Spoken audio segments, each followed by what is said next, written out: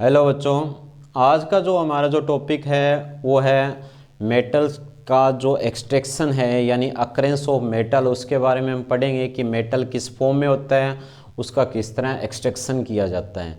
ठीक है, वो आज हम स्टडी करने वाले हैं। तो ये आपको देखना है कि सबसे पहले हमें पता है, हमने देखना है कि जो अर्थ से जो मेटल्स अपने को मिलता है, जिस फॉर्म में मिलता है, उसको हम क्या बोलते हैं? मिनरल्स बोलते हैं। तो मिनरल्स क्या होते हैं कि यानी कोई भी एलिमेंट्स या कंपाउंड जो हमें अर्थ क्रस्ट से मिला है, उसको हम क्या बोलेंगे?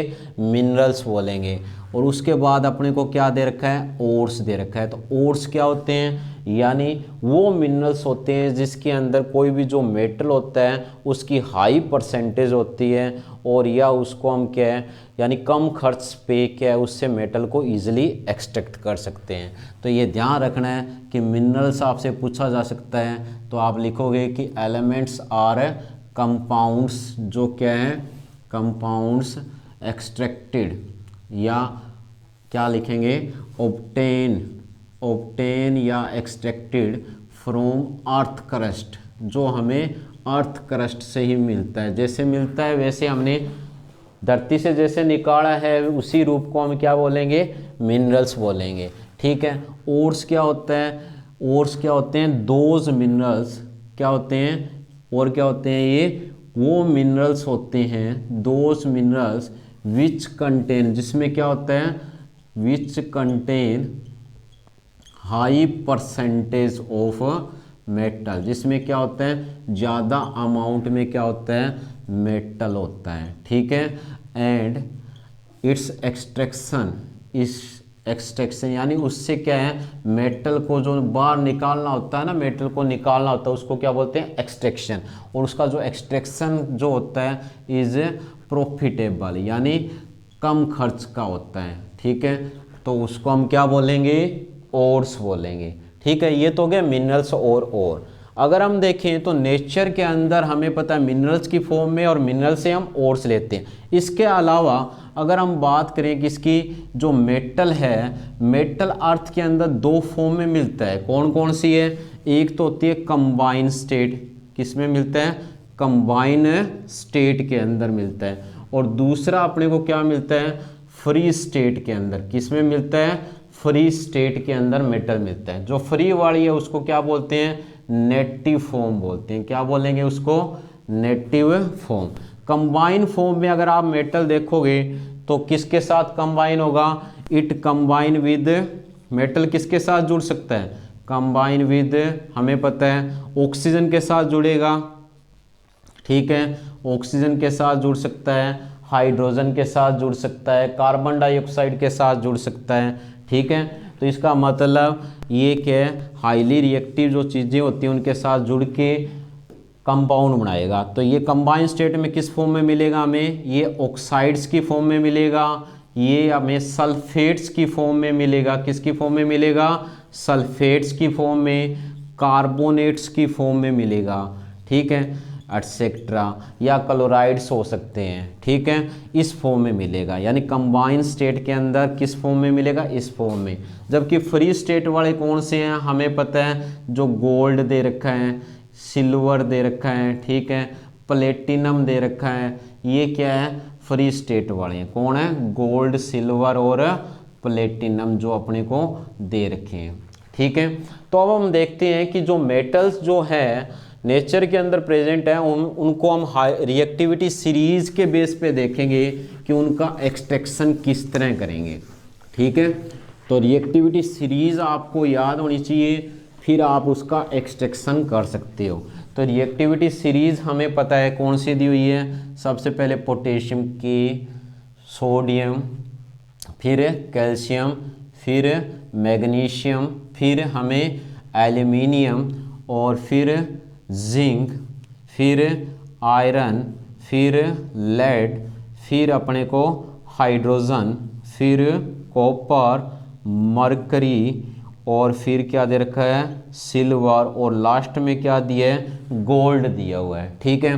तो ये जो एलिमेंट्स क्या दे रखे हैं, एल्यूमिनियम तक जो अपने को दिए हुए हैं, ये क्या है? हाईली रिएक्टिव एलिमेंट्स है। क्या है?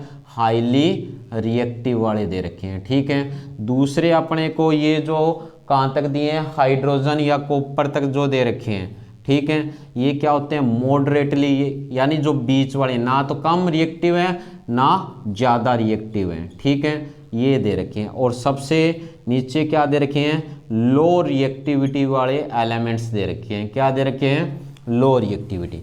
तो इसमें अगर हम देखें तो जो एलिमेंट्स अपने को दिए हैं, ठीक है, उनका एक्सट्रैक्शन हम क्या है, रिएक्टिविटी सीरीज़ के बेस पे करेंगे, ठीक है।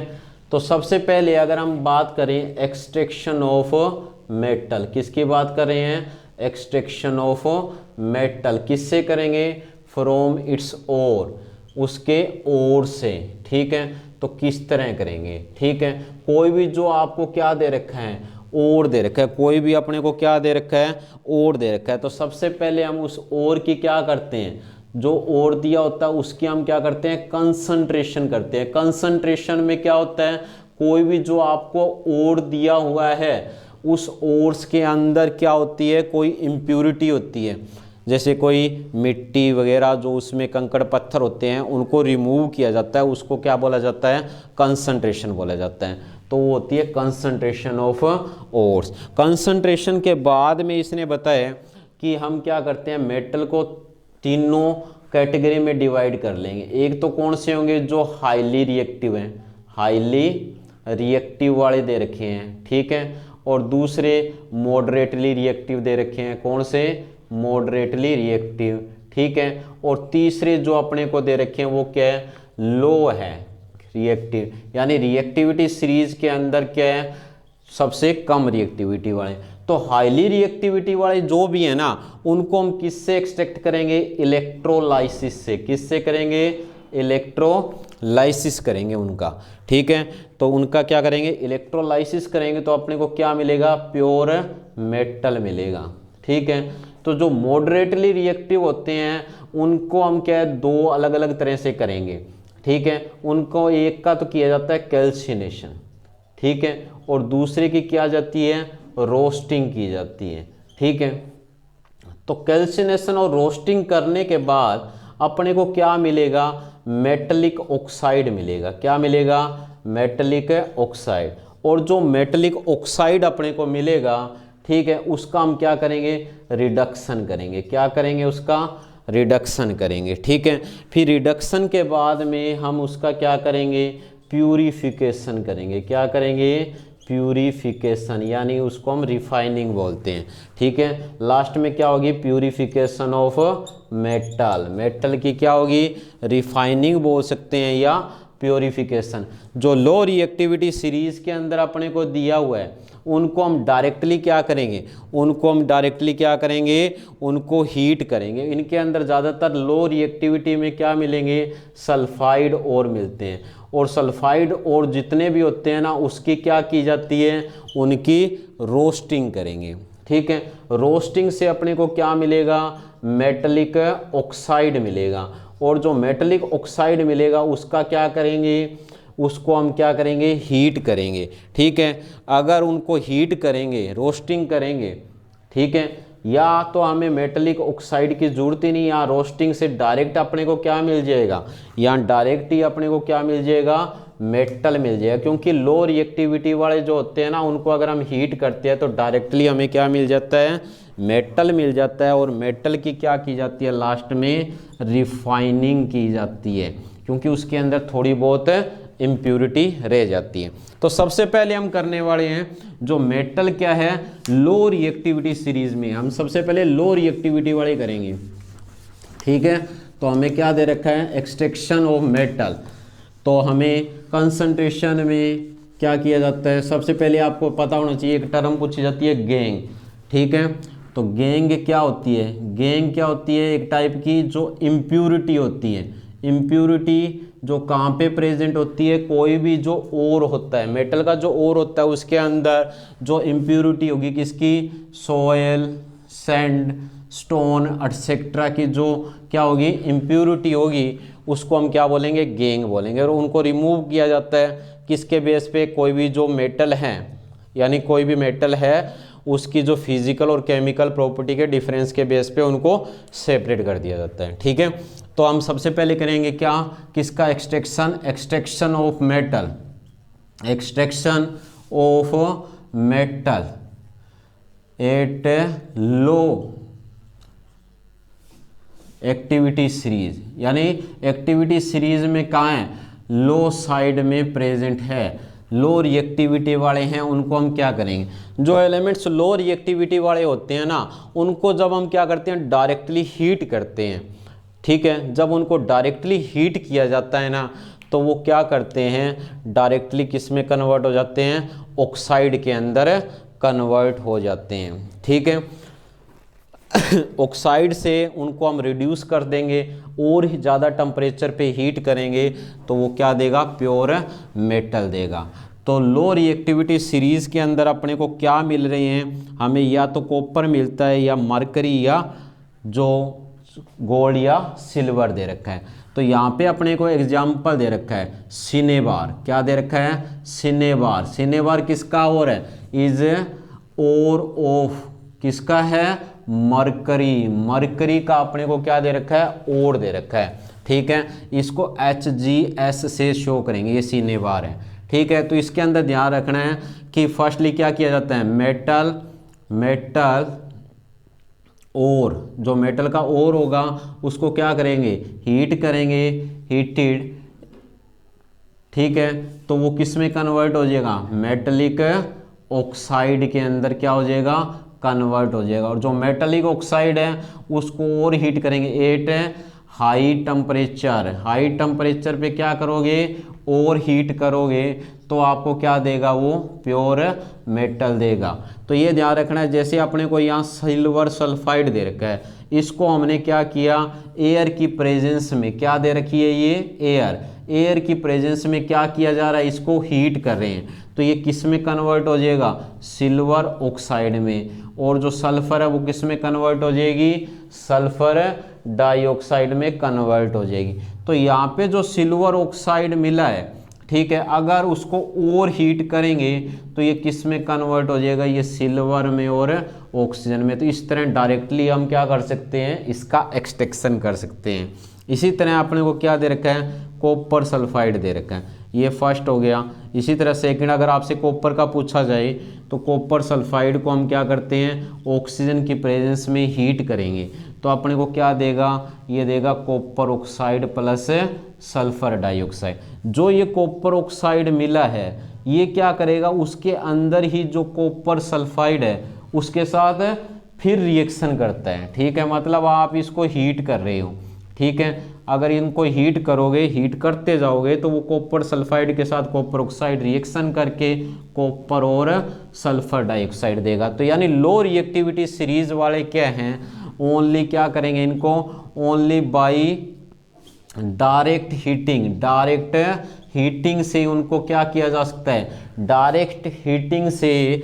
और क्या है, और इज कन्वर्टेड इनटू, किस में कन्वर्ट हो जाते हैं, कन्वर्टेड इनटू मेटलिक ऑक्साइड, किस में कन्वर्ट हो जाएंगे, मेटलिक ऑक्साइड। और बाद में क्या है, विच देन रिड्यूस टू, किस में रिड्यूस हो जाते हैं वो, देन रिड्यूस टू मेटल। बस इतनी सी बात आपको लर्न करनी है कि लो रिएक्टिविटी सीरीज में जो एलिमेंट्स होते हैं उनको एक्सट्रैक्शन किस तरह किया जा सकता है। फिर ये रिएक्शन एक एग्जाम्पल में जरूर याद करनी है। ठीक है, उसके बाद हम बात करेंगे जो मीडियम रिएक्टिविटी वाले हैं। ठीक है, जो मीडियम रिएक्टिविटी वाले जो एलिमेंट्स हैं, ये बीच वाले जो अपने को मिल रहे हैं कौन से दे रखे हैं, जैसे कि जिंक दे रखा है, आयरन वगैरह दे रखे हैं। ठीक है, इनको लेड को, इनका एक्सट्रैक्शन किस तरह किया जाएगा, तो मीडियम या मॉडरेटली रिएक्टिव, मॉडरेटली जो रिएक्टिव एलिमेंट्स हैं, मॉडरेटली रिएक्टिव एलिमेंट्स जो हैं उनका एक्सट्रैक्शन किस तरह होगा, ये देखो। मॉडरेटली रिएक्टिव जो एलिमेंट्स हैं ना वो क्या है, हमें किस फॉर्म में मिलते हैं, तो ये ध्यान रखना है, दे आर फाउंड इन या तो ऑक्साइड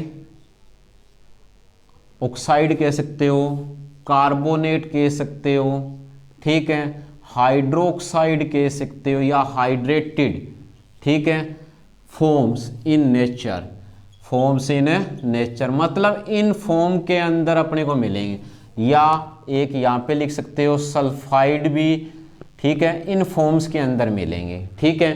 तो हमें ये अलग अलग फॉर्म देखने को मिलेगी।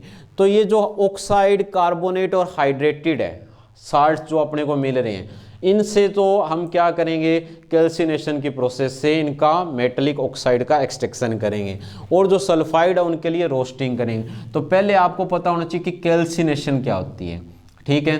तो कैल्सिनेशन और रोस्टिंग, कैल्सिनेशन एंड रोस्टिंग, ये दो प्रोसेस है जिनका यूज करके हम क्या करेंगे, इनका एक्सट्रैक्शन करेंगे।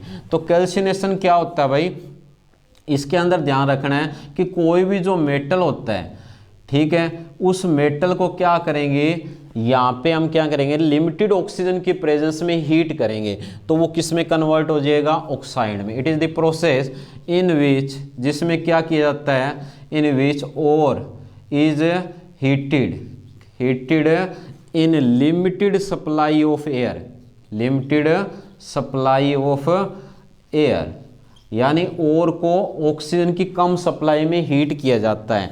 देन तब अपने को क्या मिलेगा, then metallic oxide is obtain, क्या मिलेगा, मेटलिक ऑक्साइड इज फॉर्म, यानी आप लिख सकते हो कि मेटलिक ऑक्साइड बन जाएगा, किस में बन जाएगा, ओर्स का, ठीक है। और ये कैल्सिनेशन अप्लाई किया किसके लिए होता है, इट इज, ये याद रखना है, it is used for conversion